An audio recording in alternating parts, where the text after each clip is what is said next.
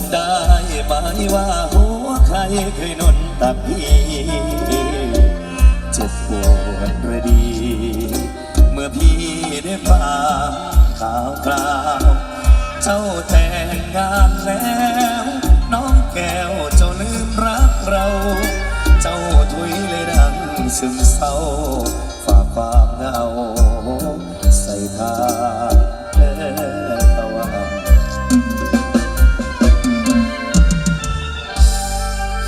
และขอให้สุขี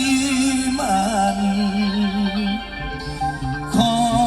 ให้อยู่น้ำกันอย่ามีมือมาลายบุญหักของงามยาสุนีบอนบุญใจสาห่วงบ่ลายน้องจะเนจากอายน้องจะเนจากอายสายนั้นจองมาถึงกันเด้อความสำคัญก็เลยเป็นผู้เป็นเอาไปนอนสอน